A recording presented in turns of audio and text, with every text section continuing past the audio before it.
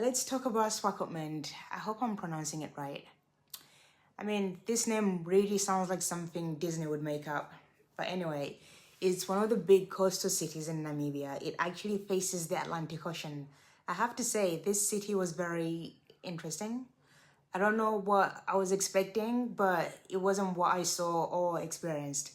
To me, some parts look exactly like a town or city you'd find in Germany. Then some parts is what I would think California in the US would look like.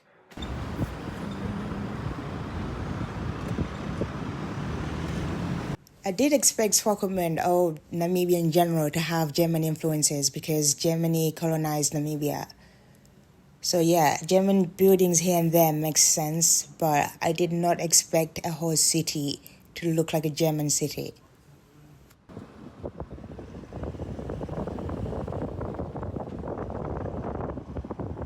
Honestly, if someone showed me pictures of this area and if they said it's a town in Germany, I wouldn't question it. Maybe the colors would give it away, but the building style in Swakopmund is very similar to a lot of German towns. It also didn't help that this city has a lot of German tourists. Some could be Africans though, I couldn't tell the difference.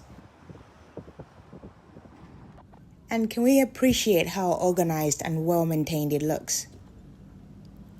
It's so clean, but I think Namibians in general are extremely clean people because even in Windhoek, the capital city, it was just as clean, and other cities I went to as well. I don't think I went to a city where I didn't think it was clean. Someone actually said it's part of the German influence, but even in rural areas where they don't have a lot of outside influence, they came off as really clean. I don't know why I don't see a lot of posts online about Namibia being really clean. I wouldn't even call it just one of the cleanest countries in Africa. I would even call it one of the cleanest countries in the world. Out of all the cleanest countries I've been to, Namibia is definitely in the top 10. See, even the font type that's used for the signs here looks German. On this street, which is alongside the beach, I think these are a mixture of residential homes and businesses. Must be nice to live in one of these houses. Unless there's storms. Actually, Swakopmund gets a lot of sandstorms, and apparently they do cause a lot of damages to the buildings. I think I actually experienced about 4 sandstorms the 2 days I was here. I don't know how the first settlers here decided they would settle after seeing the way the sandstorms occur. Or maybe they didn't happen as much as now back in those days. With the high standards in Namibia, I'm sure the new builds are designed to withstand the sandstorms. I was actually in a car when the first sandstorm occurred. I got really scared. Then I saw a lot of the locals just casually chilling or walking on the streets looking so unbothered. We stopped the car and we thought we were going to wait until the storm was over. Then we found out that the storms can last for hours and other cars just kept driving past us. So eventually we just carried on. I really like how Swakopmund was planned and how well maintained it is. You wouldn't think this city is on a desert, right? Well, if you didn't know, Swakopmund is situated at the edge of the Namib Desert. The Namib Desert is a coastal desert in the west of Namibia, southern parts of Angola, and northwest of South Africa. I know what you're thinking. How is it a desert if it's this green? Well, the plants here can withstand high sun radiation and don't need a lot of water. You know, for a desert to be classified as a desert, it must have little rainfall. And the fact that this area is very close to the ocean, then it's most likely that they're irrigating the plants with the ocean water. I'm guessing the water would have to go through a desalination process though, because Atlantic Ocean has salt water, so salt water can ruin the plants. So yeah, deserts are not only sand dunes. Some plants grow, but it has to be plants that don't require a lot of water.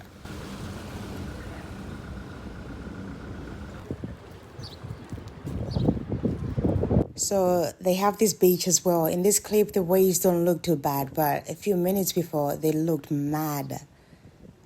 Maybe it was just this day, but I wouldn't swim in there. Well, that's if I knew how to swim. But anyway, it's salt water.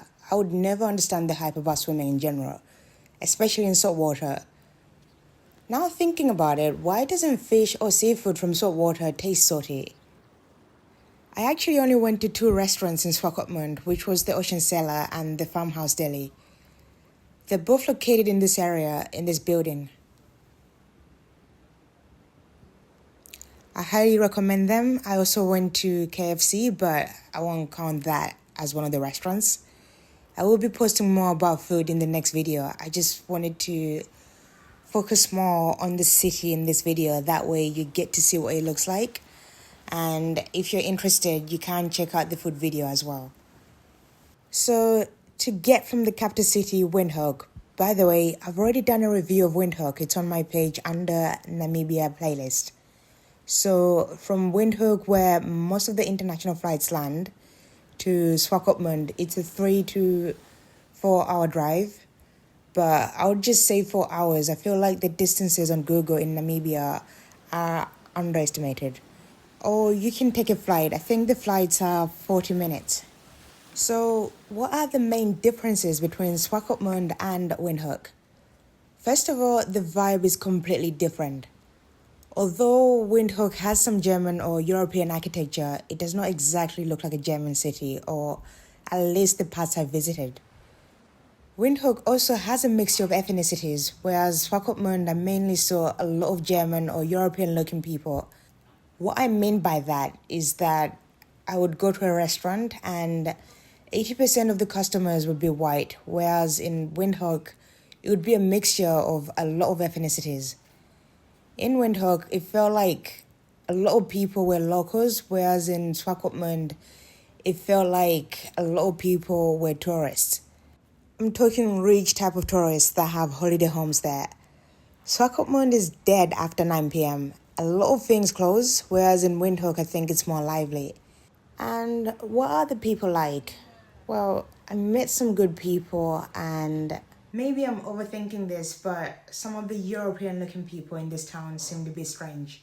I wanted to get dinner and walked into this restaurant. I forgot the name, but it was near the KFC there. As soon as I walked in, some of the customers were giving me that look. I'm talking the judging look.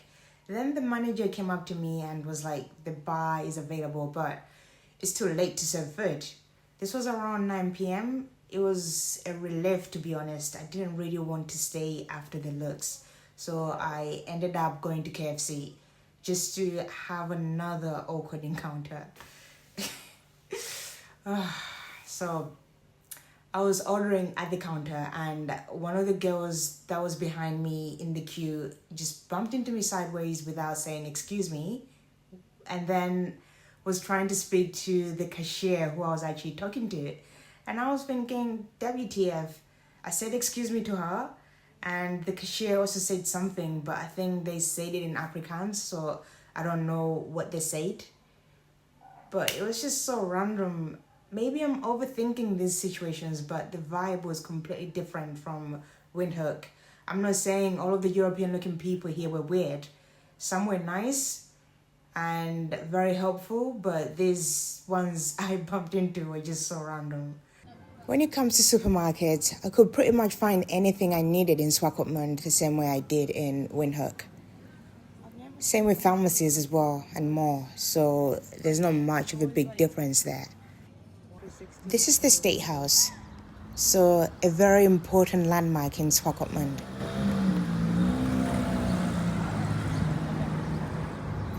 So, what activities can you do in Swakopmund? Well, quite a lot actually. Like, you can go to the Swakopmund Museum. It's actually very cheap.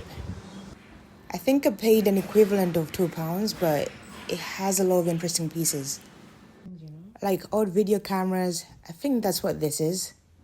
These carriages, unfortunately I did not have enough time to look at some of these items in detail. I was actually reluctant to visit the museum. I decided last minute and was mind blown.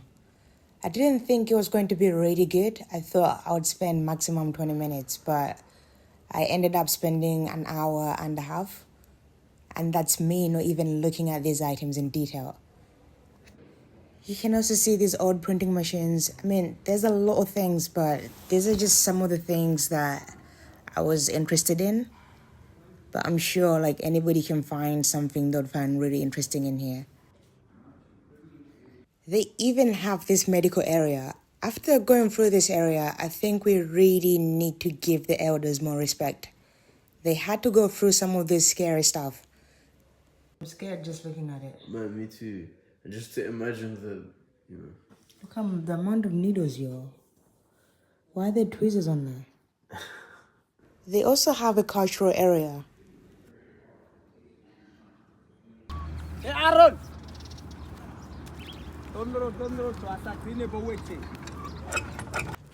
You can also do camel riding.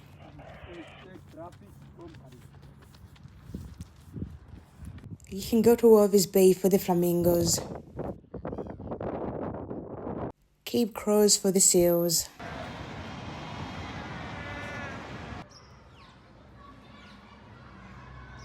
I stayed at this hotel for 2 nights. It's called Alamere. It was quite good, but the lighting, I think, was a bit too low.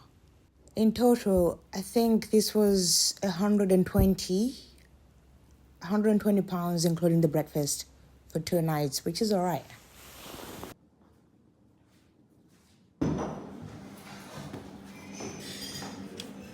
The breakfast was really good. It's a buffet-style breakfast, but you can ask the staff if you need your eggs in a specific way or something like that. If you love eating cured meats, then this would be perfect for you. The breakfast is very German or European style, and I suppose they need to cater to most of the tourists here. The staff were really nice too, so overall, it was a good breakfast. Remember when I was going on about sandstorms? Well, this is like a mild version of it.